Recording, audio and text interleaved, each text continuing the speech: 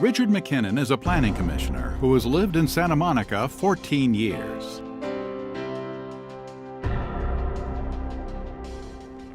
Hi, and welcome to Meet the Candidates. I'm Sandy Jacobson.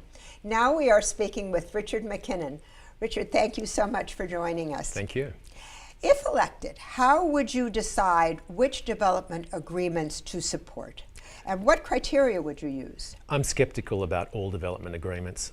It seems to me that the benefit has always been to the developer, and the City of Santa Monica has been left with the disruption and the cost and the difficulty of what they've constructed.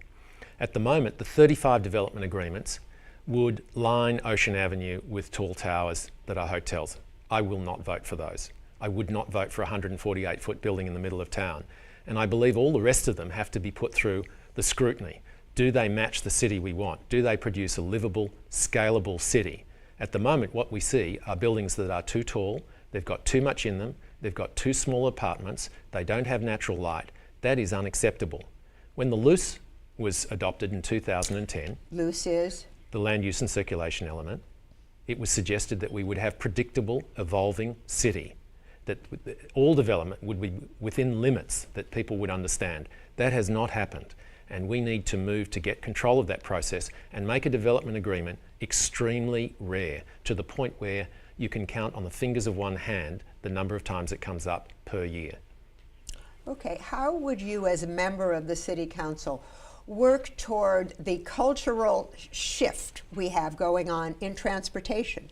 That we have people who are on bikes, people who are on buses, people who are still in cars, pedestrians. How do we get them to share the roadways? Well, this is probably the biggest issue for quality of life for people who live in Santa Monica, because cars are eating our city right at the moment. Number one, the people that come in and out of town every day to work here, the 250,000, have to be encouraged to get on the train, on a bus, on the sort of bus that Google is running from Venice out of town. And then we have to link all the resources we have, the big blue bus, car share, bikes, to encourage the people who live in Santa Monica to have access to the train. I think most people are worried that that train will never serve their needs. Now we have to make it relevant. And I think that's one of the biggest issues for this next City Council, to integrate the train properly and sensibly into the lives of people who live here. The City Council aggressively promotes affordable housing, new affordable housing, but critics feel that it adds to traffic congestion without necessarily guaranteeing that the units go to local residents or people who work here. What do you say to that? Well, it's very clear that there are 28,000 people who live in our city only because of rent control, and there are thousands more that rely on affordable housing.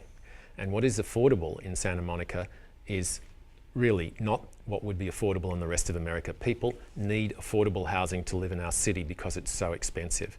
Now, when we put money into affordable housing, we are supporting people on very low incomes to middle income earners. And it does not, if we do it properly, do anything other than support the dignity of people to live in Santa Monica. They're talking about homeless. There are many hard to reach homeless because they are dual diagnosis. They either have mental health issues or they abuse substances. What can the city do to increase access to the medical services that these people need? Well, homelessness is one of those issues that pervades and has pervaded politics for a long time, and we have never cracked the cycle that has people who are sick or needing desperately the service still on the street.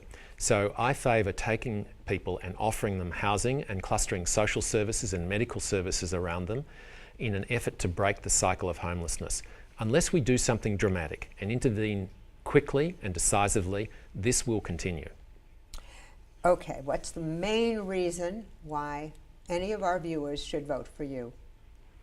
Well, I don't really like to brag, but there we go. So the reason I'm running is to provide leadership and to rebuild trust in the people who make decisions in Santa Monica.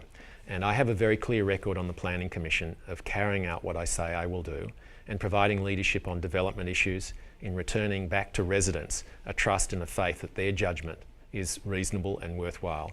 And that's what I intend to do on the City Council. And I have laid out a very clear program of what I would try and achieve, and I intend to do that. Thank you very much, Richard. Pleasure's mine. And thank you for joining us on Meet Your City Council Candidates.